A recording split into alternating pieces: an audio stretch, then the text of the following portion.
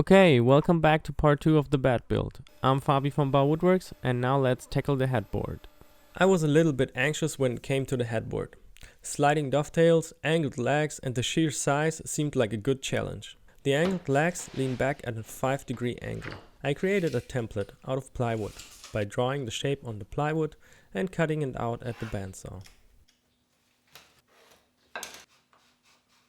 If you want to build this bed yourself, you can find a complete set of plans for it on my website. In there you have all the measurements and shapes for the parts, as well as instructions on how to size the parts if you go for another mattress size. The link is in the description down below.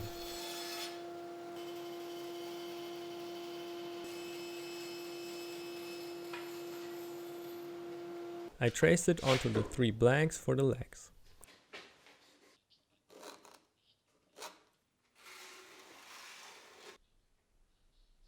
After sawing just a bit shy of my line, I secured the template with double-sided tape to it.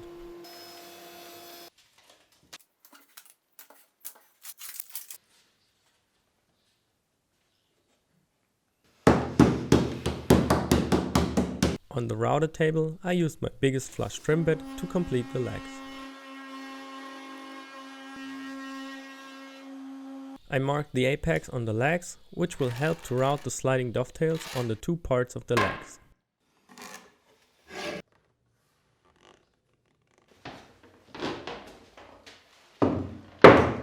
At the router table, I used the head of my combo square to draw lines at both ends of the dovetail router bit.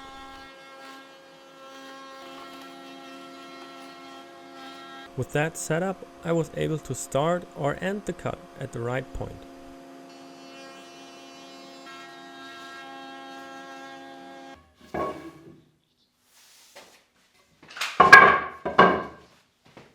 The 2 slabs on the headboard have a gap between them that creates the river effect.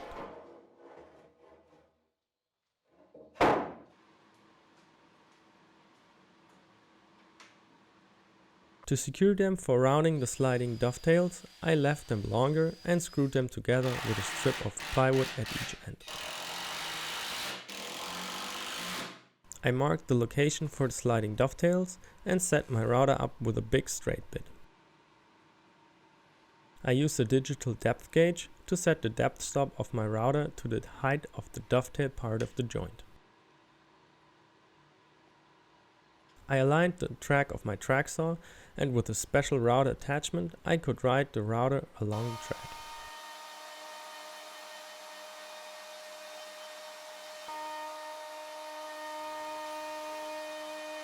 I did several passes to achieve my desired depth. By going with the straight bit first, I made it much easier to create the dovetail shape, since the dovetail bit only has to take away that small triangle at the side. And you cannot do it in several passes with the dovetail bit, because of its shape. You would end up with an odd-shaped dado. After the first cut with the dovetail bit, I used the width adjustment of the track attachment to dial in the fit for the sliding dovetail. I simply did the math by measuring everything with a digital caliper, and it worked flawlessly.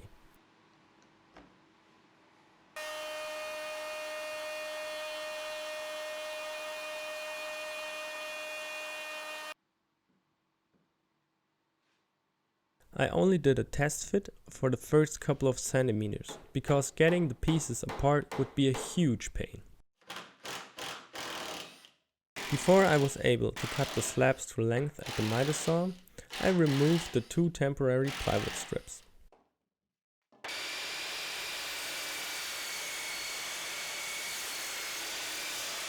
To make the live edges more pleasant to the touch, I used a draw knife, a nylon brush chucked into my drill, and some good old sandpaper.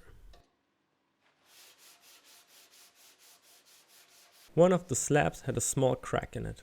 To fix it without being noticeable on the final piece, I decided to go with a bow tie inlay from the back.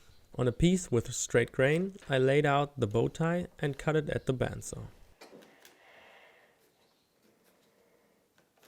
If you're new to my channel, welcome.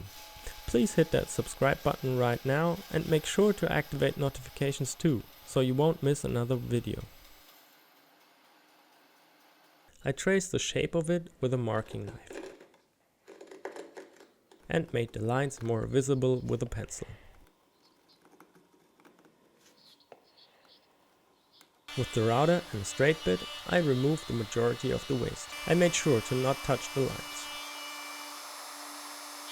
Cleaning it up with a chisel and mallet is super fast. I like how this process combines the use of power tools and hand tools to a much quicker operation.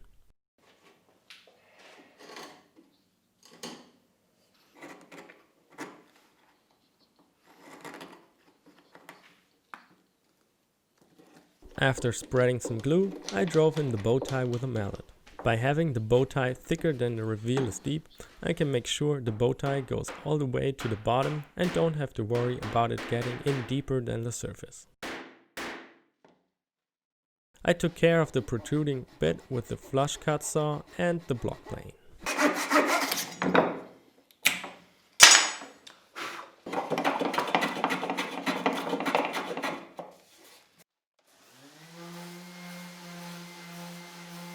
To get a nice surface, I started my finishing process with a 120 and 220 grit sanding.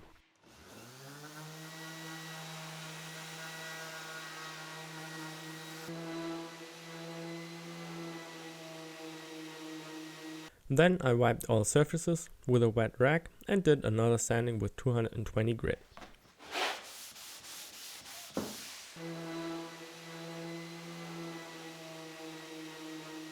I also gave all edges a small chamfer.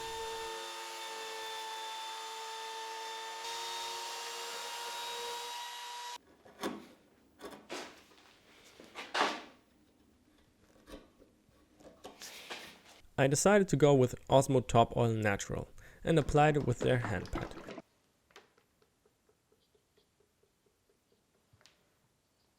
This thing really makes finishing bigger projects like this a breeze.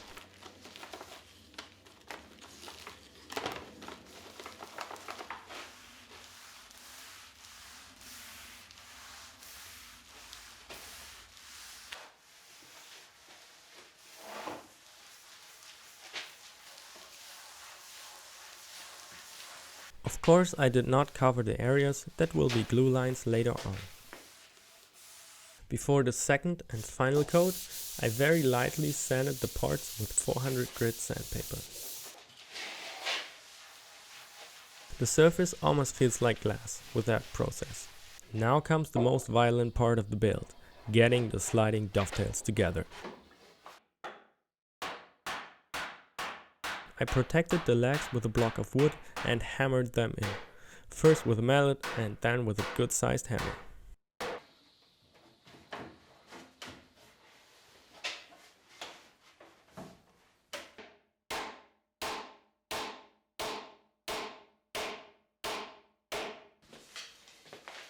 To prevent the slabs from sliding down the legs, I secured them with a dowel from the back.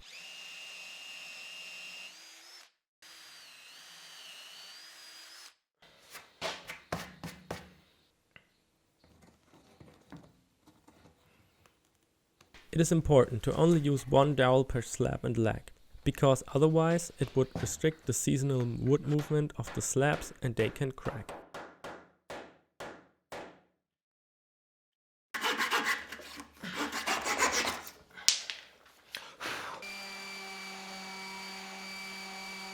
The frame piece for the back also has the 3 slots for the sliding dovetails, which I created with the same process as I did on the slabs. This part gets quite some weight on it, and I think securing it with a dowel like the slabs would not be enough. Therefore, I glued 3 blocks with a few dominoes in it to the legs underneath the frame part.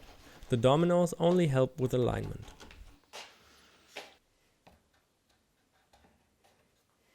Then I used this metal hook that is meant to install flooring to get the frame part back onto the blocks. The final step was to glue the slats that hold the slatted frame to the frame of the bed.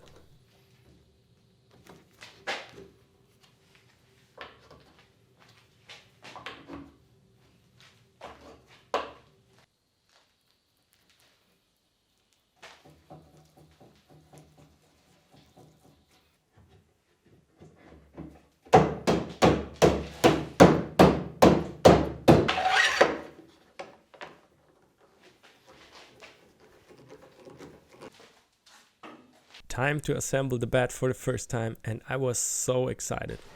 Assembling the bed just takes 3 minutes without any tools and is one of the most satisfying things ever.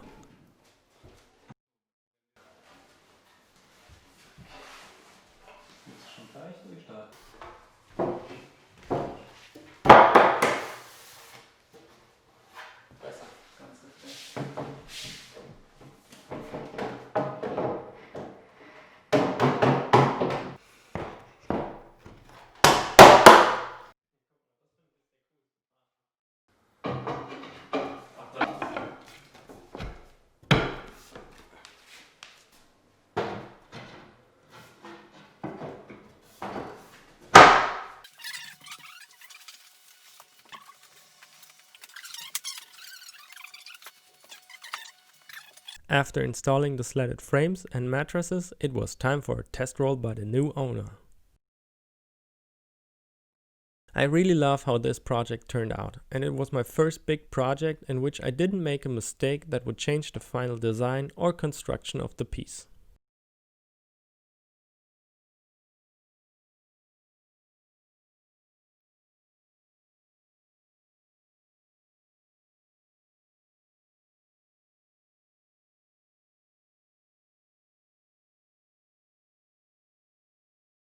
Thanks for watching. Remember, if you want plans for this bed, check out the link in the description. YouTube says this is the best video for you to keep watching. Make sure you're subscribed to my channel so you won't miss the next awesome build. See ya!